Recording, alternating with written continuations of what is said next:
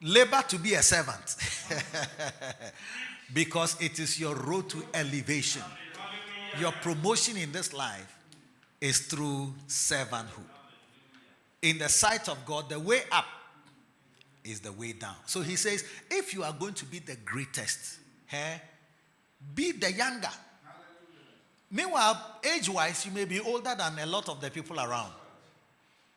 So that must be how your mind works. That if I'm with you, I must behave as the younger.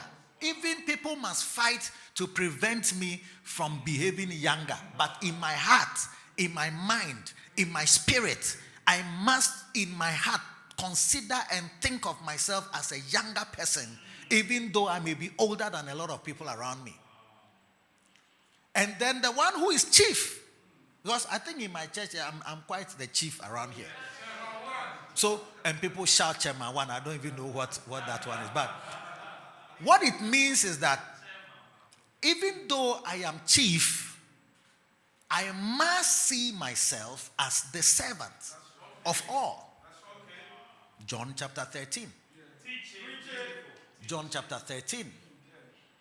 Now, before supper, Passover, when Jesus knew that the hour has come, he would depart from the world, having loved his own. The next one, verse 2.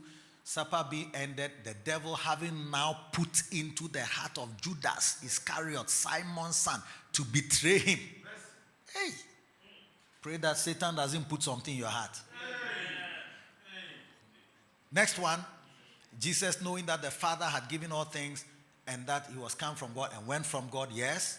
Next one, he rises up from supper and laid aside his garments, his robes, and took a towel and girded himself. After that, he poured water into a basin and began to wash the disciples' feet and to wipe them with the towel wherewith he was girded. Then cometh he to Simon. So he was doing it for all the disciples. Then he got to Peter, and Simon Peter said unto him, Lord, dost thou wash my feet? Huh? Jesus answered and said unto him, what I do thou knowest not now, but thou shalt know hereafter.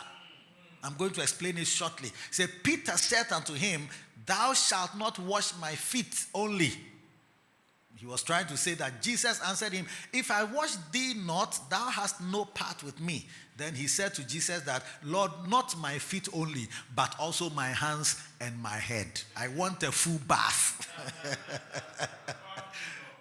And Jesus said unto him that he that is washed needeth not save to wash his feet, but is clean every whit. And ye are clean, but not all. For he knew who should betray him. Therefore he said, ye are not all clean. Okay, so after he had washed their feet and had taken his garments and was set down again, he said unto them, know ye what I have done to you? Do you understand what I have just done? Ye call me Master and Lord. Ye say well, for so I am. If I then, your Lord and Master, have washed your feet, ye also ought to wash one another's feet. For I have given you an example that you should do as I have done to you.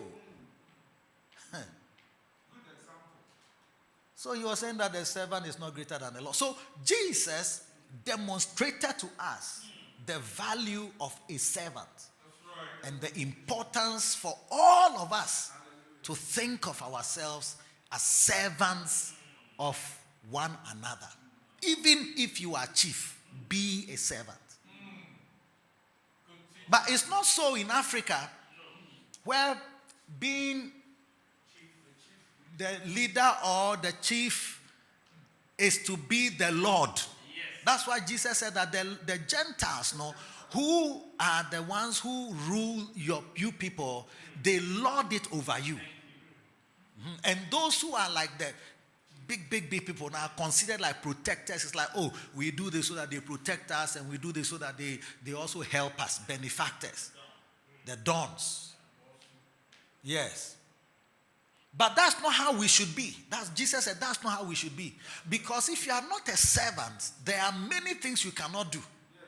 That's why we are called servants of God, or serving the Lord. If you are serving the Lord, you must have a servant mind and servant mentality, which many people do not have. And I pray that it will enter into your spirit. Because God elevates people, God blesses people, God raises people up who are servants.